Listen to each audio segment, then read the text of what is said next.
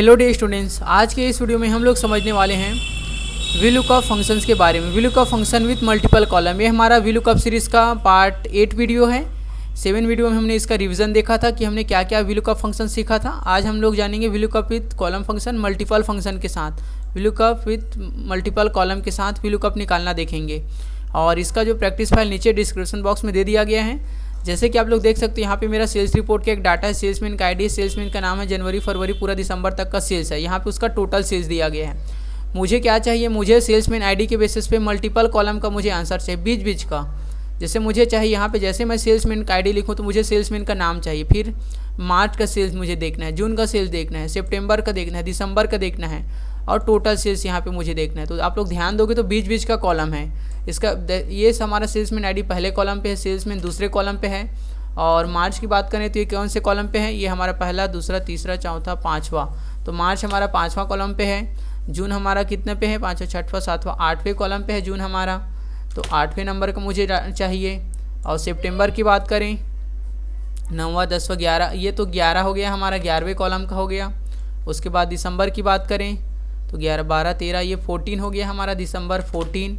और total sales कौन से कॉलम का हो गया, 15 का हो गया।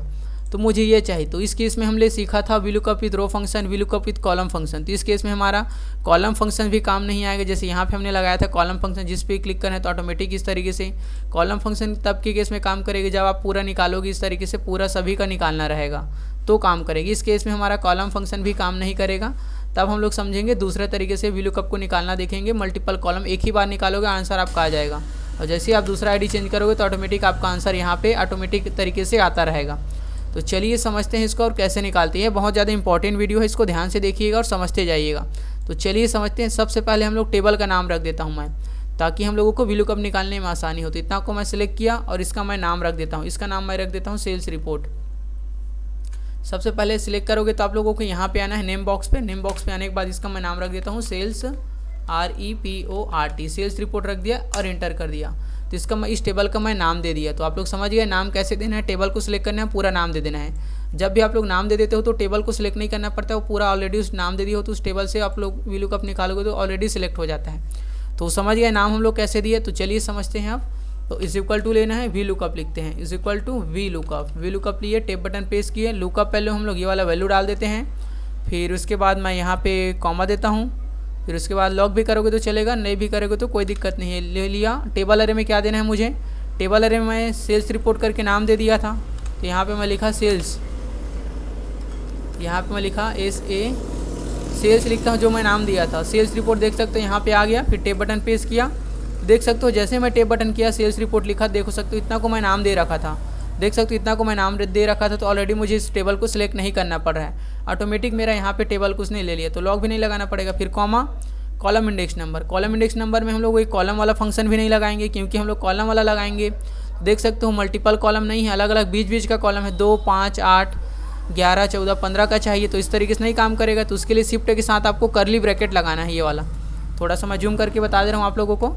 कर्ली ब्रैकेट लगाना है, कर्ली ब्रैकेट शिफ्ट के साथ। यहाँ पे शिफ्ट के साथ आपको बटन प्रेस करना है। किसके साथ, शिफ्ट के साथ। शिफ्ट के साथ आपको बटन प्रेस करना है। थोड़ा सा मैं स्किप कर रहा हूँ, थोड़ा सा आप लोगों को जूम कर रहा हूँ ताकि आप लोगों को क्लियर दिखे, ताकि आप लोग समझ जाओ कैसे फंक्शन का यूज़ करना है। थोड़ा सा मैं और जूम कर रहा हूँ। टेबल अरे को तो हमने नाम दे दिया है, बस आपको इसको ध्यान से देखना है और समझते जाना है। ध्यान से इसको देखना है इस वीडियो को। और ये एकदम बहुत काम का यूज़ बता रहे हैं ताकि बीच का कॉलम निकाल सको आप लोग। इज इक्वल टू, अब क्लियर लगभग दिखाई दे रहा होगा। वीलुकअप, टेप बटन प्रेस किया मैं, लुकअप पर ली वाला दे दिया। लॉक भी नहीं करोगे तो कोई दिक्कत नहीं है। और मैं ले लेता हूँ सेल्स रिपोर्ट। सेल्स रिपोर्ट नाम से दिया था मैं, ये वाला डाउन एरो किया, टेप बटन दबाया, फिर इसको कॉमा दे दिया। अब शिफ्ट के साथ आपको कर्ली ब्रैकेट लगाना है इस तरीके से। तो ये मैं कर्ली ब्रैकेट लगा दिया। फिर उसके बाद मैं यहाँ पे लिया। फिर यहाँ पे मुझे कॉलम का नाम, कौन कौन सा कॉलम चाहिए आप लोगों के ऊपर में कॉलम लिखा था, यहाँ पे देख सकते हो मुझे 2 कॉलम चाहिए। तो मैं यहाँ 2 लिखा, फिर कॉमा लिया। मुझे 5 कॉलम चाहिए तो 5 लिखा, फिर कॉमा दिया। फिर उसके बाद 8 चाहिए तो मैं 8 लिखा, फिर कॉमा दिया। फिर 11 लिखा, फिर कॉमा दिया। फिर 14 का मुझे चाहिए, फिर कॉमा दिया। फिर कितना का चाहिए, 15 का चाहिए। बस इतना हो जाने के बाद कर्ली ब्रैकेट बंद कर देना है, फिर कॉमा देना है, फिर 0 लेना है एग्जैक्ट मैच के लिए। बस आपको इतना ही करना है। फिर उसके बाद इंटर करना है। तो जैसे इंटर करते देख सकते हो आपका सामने यहाँ पे हमारा डाटा रेडी होके आ गया है एक ही बार में। जैसे मुझे दूसरे का देखना है 1003 इंटर।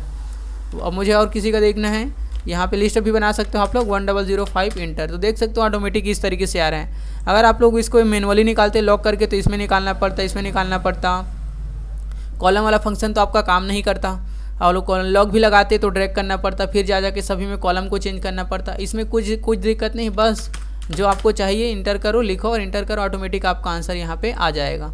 तो इस तरीके से कॉलम फंक्शन बहुत ज़्यादा इंपॉर्टेंट है अगर बीच बीच का आपको मल्टीपल कॉलम का आपको आंसर चाहिए तो आई होप आप लोग समझ गए होंगे कॉलम फंक्शन का यूज़ कैसे करना है और मल्टीपल कॉलम का यूज़ कैसे करना है। कुछ भी दिक्कत रहता है तो आपको कमेंट बॉक्स में कमेंट करना है।